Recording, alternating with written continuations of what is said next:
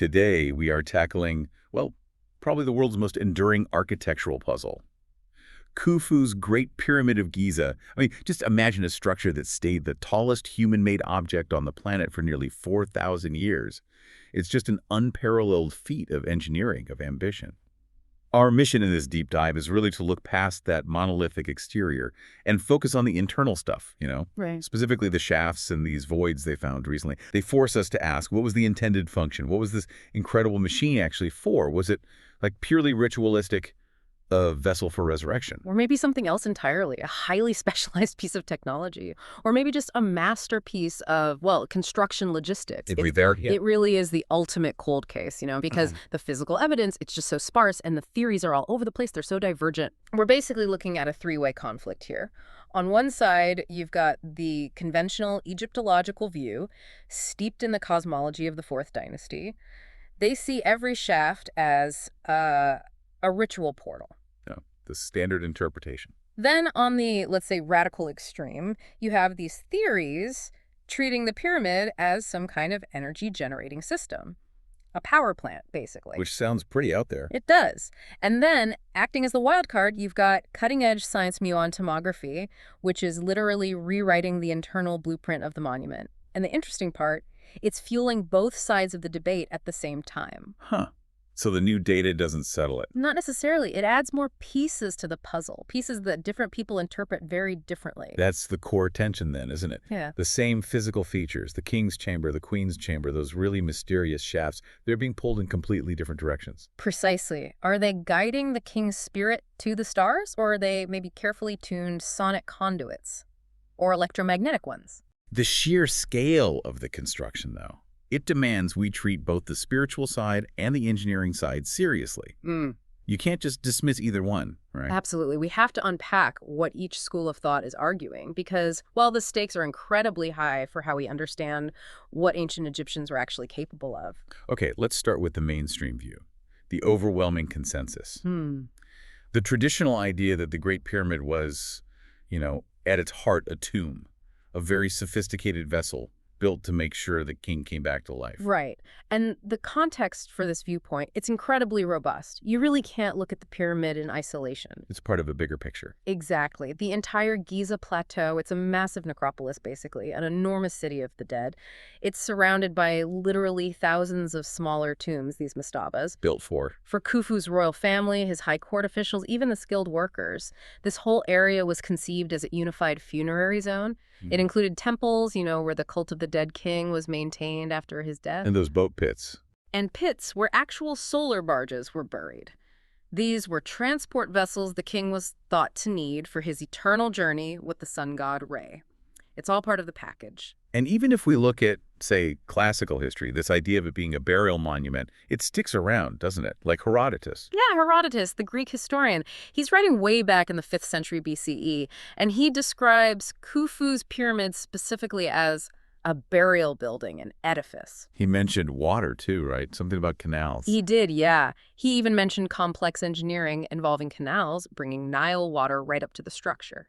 It suggests that the ancient memory, even 2,000 years later, included some critical function involving water, maybe that idea he had about an island burial chamber. So the consensus seems strong, but it's challenged, isn't it? Not by, finding something contradictory, but by what's missing. That's the crucial counter-argument. That's what keeps the debate alive. Why, for instance, are the two main chambers, the king's chamber and the queen's chamber, completely bare?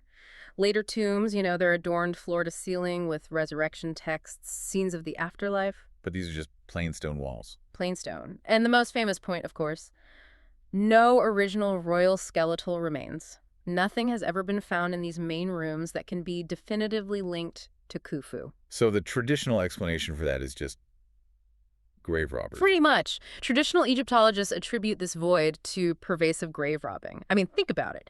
The pyramids were basically massive, unmissable advertisements for treasure. A giant loot here sign. Exactly. Drawing looters from antiquity right up until, well, the early Caliphate period. So it's highly probable the bodies and all the funerary wealth were stripped out thousands of years ago. Okay, makes sense. But what about the sarcophagus itself, the one in the king's chamber? Ah, yes, the red granite sarcophagus. It is human-sized, about 198 centimeters long, 68 centimeters wide inside. Yeah. Big enough for a body. What? But it has no lid. It's severely damaged. And crucially, there is zero evidence, forensic or otherwise, that a body was ever actually placed inside it. So it's an empty box? It's an empty box, placed exactly where the king's remains should be, according to the tomb theory, but empty. Okay, so this emptiness combined with those weird internal shafts, that leads us to a more complex theological idea, right? Something found in your sources, the Sakovich theory, focusing on 4th dynasty beliefs specifically. Yes, exactly. The Sakovich theory argues that we can't interpret these features using the later Egyptian religion we might be more familiar with. You know, the Osiris and Isis cults, that came later. So different gods were key back then. During Khufu's time, the primary focus was really on the sun god Re, and alongside him, Horus and Hathor. The king's transition to the afterlife, it wasn't just a one-off burial. It required daily revivification, daily resurrection. How was that supposed to happen? Through the celestial waters of the abyss, known as Nun. Nun was the original watery chaos, the void from which all creation emerged. And the Egyptians believed this void existed both up behind the stars and deep underground. Right, so normally the burial chamber would be deep underground to tap into that. Traditionally, yes. To access this watery void symbolically, the burial chamber had to be placed deep beneath the earth. That way the sarcophagus would be, spiritually immersed in the waters of Nun. But Khufu didn't do that. Exactly. Khufu's architects made a huge structural change. The queen's chamber and then the king's chamber were placed high up within the pyramid's core masonry, miles above the actual water table. Which creates a theological problem. A big one. How do you resurrect the king daily if he isn't physically or even symbolically near the primeval waters? The solution, according to this theory, was architectural. They needed to build a channel. To bring the water to the chamber. To flood the chamber with these symbolic cosmic waters. To recreate the primeval mound, that first hill of creation that rose from Nun right there inside the pyramid itself. And the shafts. They're the plumbing for this cosmic water. That's the interpretation. The king's chamber shafts, the ones pointing north and south, are seen as this very channel, the Great Winding Waterway. That was the ancient Egyptian name for the celestial counterpart of the Nile, the river running south to north across the night sky. So they align the shafts with stars. It seems so. By aligning the shafts with the right circumpolar stars, the ones that never set, for the north shaft, and maybe Orion's belt for the south shaft, the cosmic water could symbolically pour down into the chamber, flood the sarcophagus, and ensure Khufu's daily revivification as the god Re. Wow. That's intricate. Yeah. The ritual need driving very specific, complex architecture. And we mentioned Khufu's name connects to this. It really does. It reinforces the water and creation symbolism. It's probably not a coincidence. Khufu's birth name was actually Khnum-Khuf. Meaning? Khnum, protect me. And Khnum was a crucial god. He was the god of the Nile inundation, the annual flood that brought life back to the land. The source of fertility. Exactly. And he was also the potter god, the one who is believed to create human bodies from Nile silt on his potter's wheel. The connection is explicit. Creation, water, resurrection, it's all tied together. And the materials used. The granite. Another layer. Khufu sourced nearly 1,000 tons of Aswan granite specifically for the king's chamber.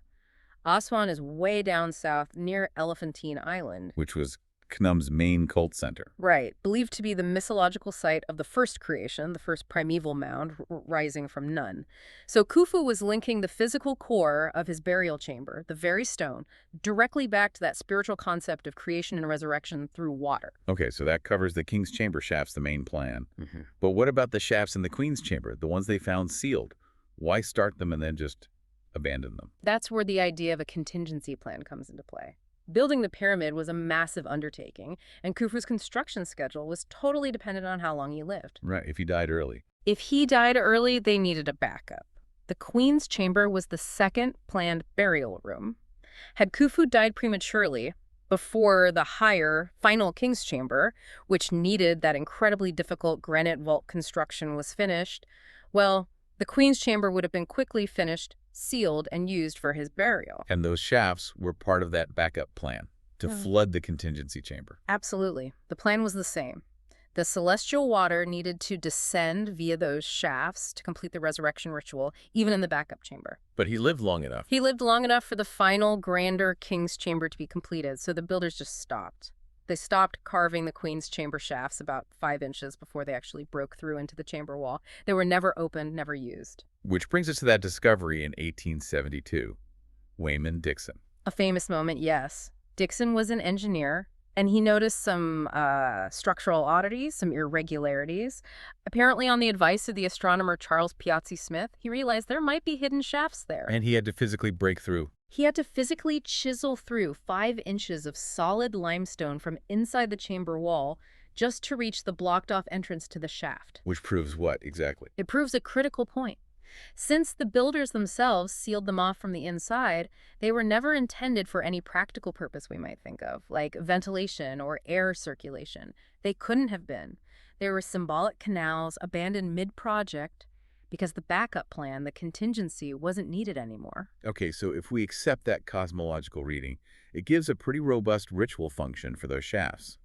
But what if we just strip away all the spiritual ideas for a moment? Look at it purely as a machine. That takes us way over to the radical side of the debate, this power plant theory pioneered by people like Christopher Dunn. Right. This is where the engineering mindset really takes over. Now, Dunn is careful. He doesn't describe the pyramid as like a coal-burning power plant. Not generating electricity in that sense. No, he calls it a highly sophisticated electron harvester. The definition is key here. It's a system that simply collects electrons released through some known physical process. You know, like a hydroelectric dam uses water flow, or a wind turbine uses wind. Dunn argues the pyramid used sonic and maybe electromagnetic resonance drawn from the Earth itself and perhaps the cosmos. So the whole structure is seen as one big tuned system. Exactly. Not just a building, but a system. And just like the cosmological theory, this radical idea hinges on those same shafts. More. Right? But it reinterprets them completely. Completely. They're no longer symbolic waterways. In this view, they become waveguides. Waveguides, like in electronics. Precisely. A waveguide is a physical structure, often it's a tube, used to transmit electromagnetic energy efficiently, usually microwaves, without losing the signal. Dunn argues the dimensions of the northern shaft of the Queen's chamber, in particular, are not accidental, they're specifically engineered. Okay, but wait. If this whole theory rests on just a few inches matching up, I mean, how solid is that? Couldn't that just be a coincidence? You know, ancient construction tolerances weren't perfect. That's the critical question the sources definitely raise, and it's a fair one. The wavelength of atomic hydrogen, the simplest, most common element in the universe, is 8.309 inches. The measured width of that northern shaft, 8.4 inches. Oh, very close. It's a variation of only 0.091 inches. Now, for a structure supposedly built with copper chisels and stone pounders, achieving that level of precision to match a theoretical wavelength is, well, at the very least, highly suggestive to these theorists. And the shape matters too. Yes, waveguides generally need a height that's roughly half the wavelength. The rectangular shape and dimensions of the shaft seem to fit this general profile. It suggests to Dunn and others that the shaft was deliberately attuned to the hydrogen frequency. Okay, so if the shaft is tuned to hydrogen, how does the system supposedly generate usable energy? What's the actual mechanism for this electron harvest? Well, the theory posits a kind of 3-stage system. Yeah. And it centers on the Queen's chamber acting as the, let's call it the reactor or the resonance cavity, stage 1. Stage 1, the medium. You need hydrogen gas. Theorists suggest this wasn't naturally occurring. It had to be manufactured right there inside the chamber. How? They hypothesize that specific chemicals, maybe something like hydrochloric acid, could have been introduced down the shafts. These would then react with zinc deposits or similar minerals maybe present in the chamber's construction or lining and cause them to essentially boil off hydrogen gas. That's the fuel. Okay, so you've got hydrogen fuel, stage 2. What ignites it, so to speak? Stage 2, the excitation source. How do you stimulate that hydrogen gas? Dunn proposes using the biggest, most constant energy source we have. Cosmic energy, specifically the background microwave signals left over from the Big Bang, plus the energy emitted by all the atomic hydrogen floating around in space. And the pyramid's shape helps. The idea is that the pyramid's geometric shape itself acts as a massive collector and amplifier for these incoming microwaves, focusing them, directing them towards the Queen's chamber. Okay, fuel ignition. Stage 3, the output. Stage 3, the output. So when you direct this collected cosmic microwave energy through the manufactured hydrogen gas, it stimulates the emission of even more energy. It's a process called MACER, microwave amplification by stimulated emission of radiation. Like a laser, but with microwaves. Exactly like a laser, but with microwaves. The electrons and the hydrogen get excited, the energy gets amplified, and the resulting output, maybe sonic energy, maybe electromagnetic, is then directed or shed up the south shaft, presumably for some kind of external use. That implies the whole structure isn't just geometrically perfect. It also needs to be structurally sound and maybe even electrically functional. What about the different materials they use? Do they play a role in this theory? Oh, absolutely. The materials are seen as crucial components of this machine. The internal structure uses huge amounts of that Aswan granite, right? Yeah, the stuff from Kanub's place. Well, granite is packed with quartz crystals, and quartz is famous for piezoelectricity. Meaning it generates electricity under pressure. Exactly. Yeah. It generates an electric charge when you put it under mechanical stress.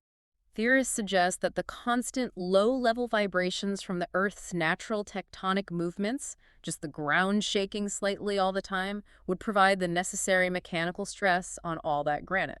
So the pyramid is generating a base level of electricity just by sitting there. That's the claim, yeah. A foundational charge in the pyramid's core. Furthermore, the foundation apparently includes basalt. Basalt has high ferromagnetic properties and a high dielectric constant, which means it's good for managing electrical fields. And the outer casing. The shiny limestone they stripped off. The original outer casing, that smooth Tura limestone, is known to be a pretty powerful electrical insulator. So the whole composition, the quartz-rich granite core, the basalt foundation, the limestone insulator, is claimed to make the pyramid a kind of self-sustaining energy input system, capable of generating and managing an electromagnetic field. So this theory isn't just about geometry. It's using geology and material science, all supposedly tuned perfectly to cosmic frequencies. Okay, so whether the goal was spiritual channels for Red's resurrection or hydrogen waveguides harvesting electrons, the foundation for all this debate is the same thing, the absolutely staggering physical reality of building the thing in the first place. We have to pivot back to just project management. How do they do it? We absolutely must. I mean, the scale is just monumental. Forget the theories for a second, just the facts. Yeah. The original height was 481 feet. That's, what, a 40-story building? Roughly, yeah. And the volume. Over 91.5 million cubic feet of material.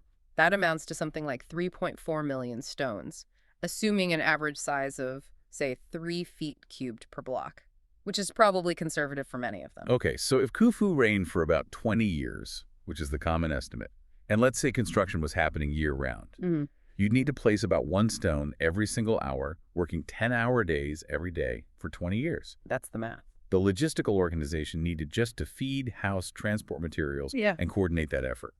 It's truly mind-bending. It is. And yet, historians who look at this purely from a project management perspective, they suggest that pace, while incredible, is actually not unreasonable, provided you have essentially unlimited, highly organized, and very motivated manual labor, which they arguably did. Remember, the workers weren't slaves in the typical sense. They were free citizens, drafted for public works projects. Paid how? Paid with food, drink, housing, and probably the significant social and spiritual satisfaction of serving the pharaoh, who was seen as a living god on earth.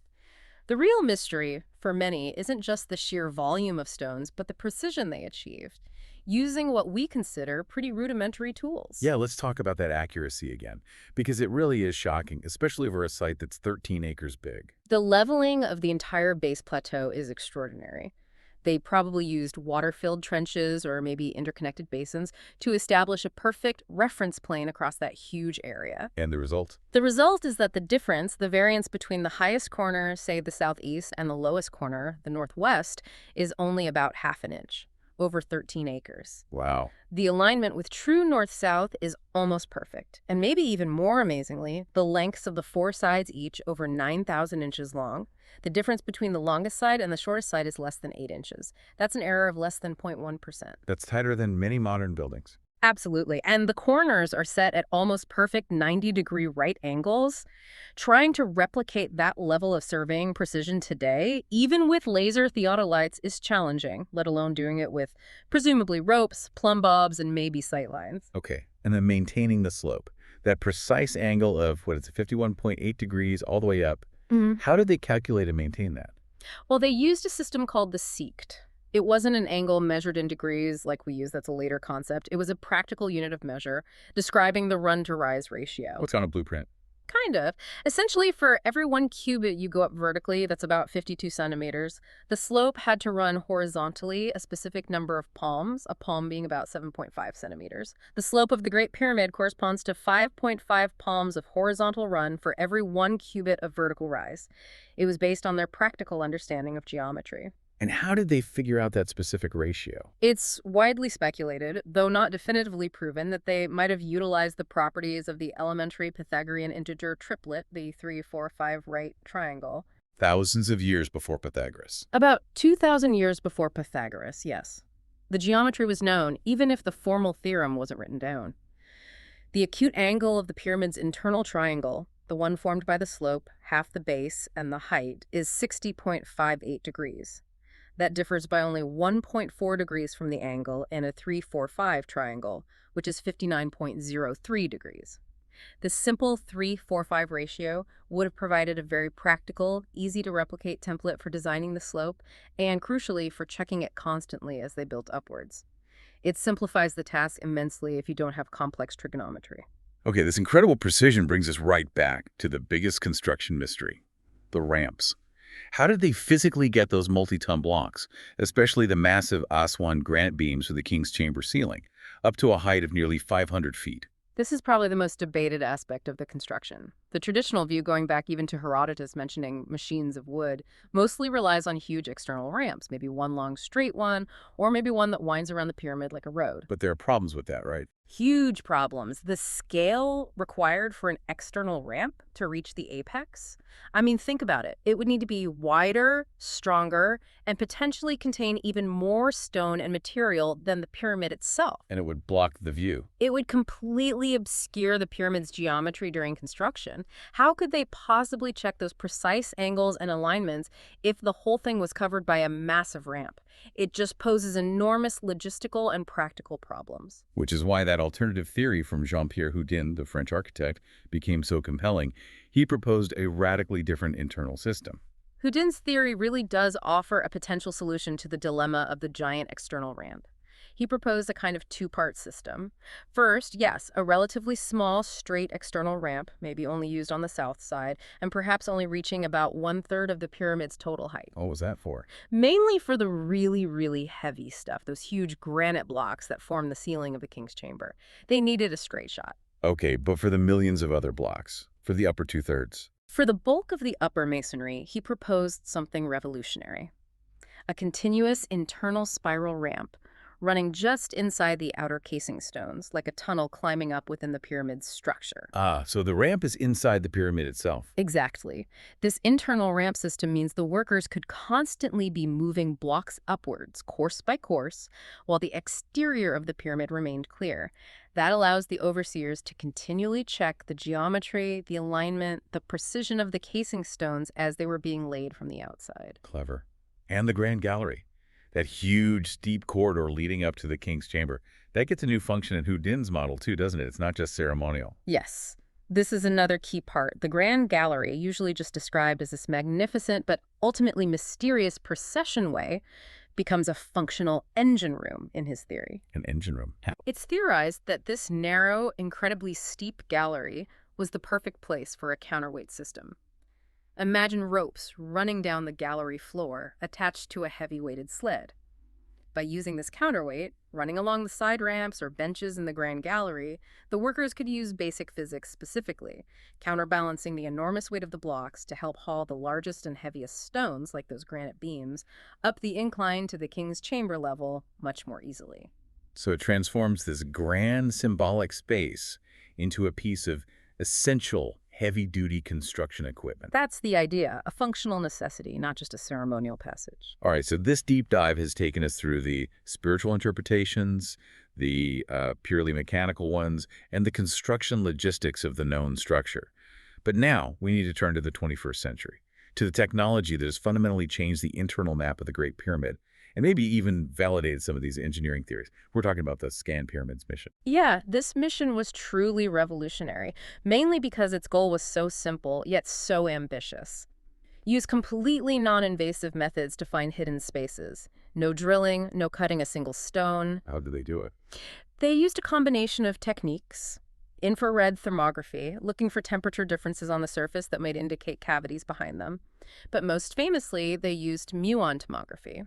Okay, explain muon tomography for us again, because that seems to be the key to this whole breakthrough. Right, so muons are these tiny subatomic particles. They're created naturally when cosmic rays, high-energy particles from space, slam into the Earth's atmosphere. And they rain down on us all the time. Constantly. Billions of them pass through your body every minute. And the key thing is they can penetrate deep into dense matter, much deeper than, say, medical X-rays can. So how does that help scan a pyramid? By setting up special detectors inside the pyramid, they put some in the Queen's chamber, for example. And also, outside scientists could essentially take a long exposure photograph using these naturally occurring muons. Where muons pass through solid rock, fewer get through to the detector, so the image is dense or dark. But where they pass through an empty cavity, a void, many more muons get through, making that part of the image much clearer or brighter. It measures the subtle differences in density to map out hidden empty spaces. And crucially, the results weren't just like a blurry spot on an image. They were pretty sure about this. Oh, incredibly sure. Yeah. The credibility of these findings is absolutely paramount. It wasn't just one team. There were 3 independent research groups, one from Japan, one from France, one from Egypt, and they used 3 totally different muon detection methodologies. One used chemical film plates, like old-school photography. Another used electronic instruments called scintillators. And a third used telescopes outside the pyramid looking inwards. And they all found the same thing. They all corroborated the findings independently. They achieved a confidence level that physicists call 5 sigma. Okay, what does 5 sigma actually mean for us, the listeners? Is that good? It's incredibly good. In scientific terms, 5 sigma means there is less than a 1 in 3.5 million chance that the signal they detected is just random noise or some kind of fluke in the data. It's basically the gold standard for claiming a discovery in particle physics, like finding the Higgs boson. So they were extremely confident. And they confirmed not just 1, but 2 major previously unknown voids. Let's talk about the main one, the really big one. The big void. Yeah, the big void is the real blockbuster finding. It's located directly above and running roughly parallel to the Grand Gallery. Initially, they estimated it was around 30 meters long, but later rescans and analysis confirmed its minimum length is actually 40 meters, and that's just in one single continuous section. 40 meters. How big is that compared to the Grand Gallery itself? Well, the Grand Gallery is about 47 meters long, so the big void is essentially a hidden chamber, comparable in size and orientation to a second Grand Gallery, just floating high up there in the solid masonry above the known one. Wow. And immediately you can see how this discovery connects right back to the construction debate, and specifically to Houdin's internal ramp and counterweight theory. It provides potential physical evidence, exactly where you might expect it, for the highest levels of Houdin's proposed engineering system. Think about it. If the Grand Gallery was the counterweight space needed to haul the heavy stones up to the King's Chamber level. How did they get blocks even higher? Right. How did they haul those massive blocks needed for the courses above the King's Chamber, maybe even the granite roof beams or the capstone? The big void, situated right above the Grand Gallery, could very well have served as a second, higher-level counterweight space. Maybe using a separate sled and rope system, specifically designed to drag the heaviest materials over the King's Chamber complex towards the apex. So it turns the big void from just a strange anomaly into maybe a logistical necessity for that construction method. Potentially, yes. It fits the model surprisingly well. But this wasn't just a straightforward academic discussion, was it? This technological breakthrough, ScanPyramids, it seems it brought everyone face to face with a pretty fierce institutional conflict, the whole gatekeeping issue. Houdin himself was apparently excluded from the official mission. That's the real human drama layered onto the science. Houdin, the architect whose internal ramp concept provided a ready-made framework for interpreting these voids, was deliberately kept off the official scientific committee overseeing ScanPyramids.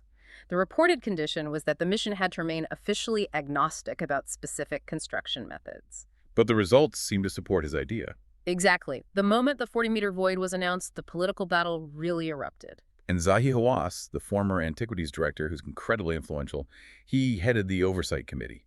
What was his reaction? He publicly and very strongly dismissed the internal ramp theory. Despite the evidence. Despite the muography results seeming to align with it, he was pretty unequivocal. Hawass reportedly dismissed Houdin's theory as coming from a French guy who knows nothing. This kind of public rejection is really significant because it's not just a simple disagreement over interpretation or methodology. It's more personal. Or political. It feels like a conflict over what constitutes acceptable historical interpretation, and perhaps who gets to control the narrative. For decades, Dr. Hawass has been, arguably, the ultimate authority figure on Giza. Accepting the internal ramp theory, especially if it's bolstered by compelling new physics data, fundamentally challenges that established control and the accepted story. And the conflict might run even deeper than that. There's a suggestion the institutional resistance might even be about protecting a potential historical inaccuracy, something about the Grand Gallery. That's where the detail about the Great Step comes in. At the very top end of the Grand Gallery, there's this large block structure called the Great Step. Houdin's theory argues that this step wasn't originally a step at all. What was it then? He argues it was originally a trench or a channel, specifically designed to house the ropes for that counterweight sled system, allowing the ropes to run smoothly without friction as they pulled blocks up. If Houdin is correct, then the Great Step, as we see it today, is actually an inaccurate restoration, maybe done decades ago by the Antiquities Department. So if the internal ramp theory, supported by the Big Void, is proven right. It implies that Hawass's own ministry, or its predecessors, might have inadvertently, or perhaps even deliberately, covered up or destroyed a critical piece of the original construction evidence, that trench. That provides a pretty strong motive for rejecting Houdin's ideas and maybe downplaying the ScanPyramids results. It certainly raises questions. Some established Egyptologists went so far as to call the Big Void discovery a noise echo, and the whole ScanPyramids project utter nonsense. It highlights a real reluctance in some quarters to accept new, potentially disruptive technological findings, especially when they come from outside the established Egyptological community or challenge long-held beliefs. So, the argument isn't just about how the pyramid was built anymore. It's about whose version of history is correct, and whether powerful new technology can force a major rewrite of a narrative everyone thought was settled. Precisely. The hesitation, the reluctance among some established figures to fully embrace 5 Sigma scientific findings simply because they might contradict a century-old comfortable narrative. It really demonstrates how protective the field of Egyptology can sometimes be against disruptive technology and, well, unconventional thinkers.